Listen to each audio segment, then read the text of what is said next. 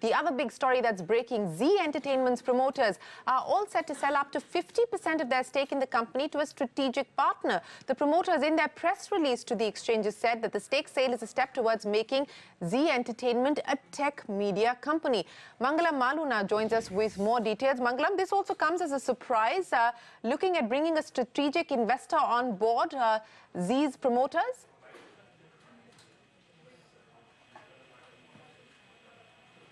Mangalam?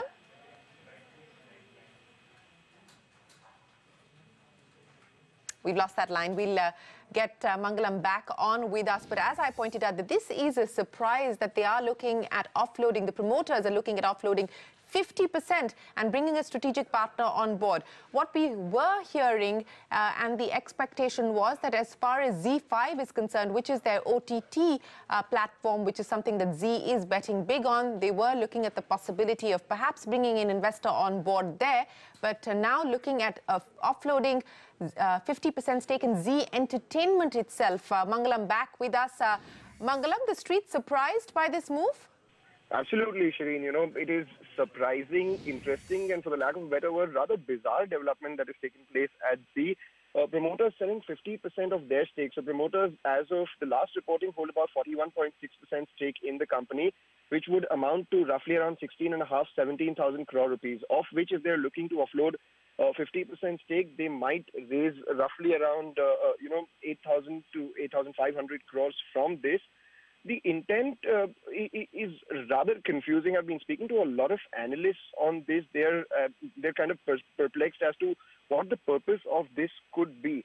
One point of this could also be, as the statement says, to take care of the group's capital allocation structure. So the SL group itself has investments across real estate, infrastructure, and all the other companies. So maybe this could also be to take care of the debt of the company's real estate or infrastructure business.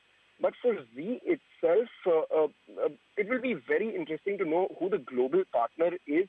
They expect this to conclude by March, April 2019. Now, usually, when you track Zee for the last many years, they usually announce the decision rather than announcing an intent. So the first time they've announced an intent, so we will have to most definitely track, developments out here. For shareholders of Zee, they are equally confused as to whether this is a negative news because the promoters are offloading, or will that be positive given there would be, an open offer on this or not. So we will await the market's verdict. As of now, everyone is very, very confused.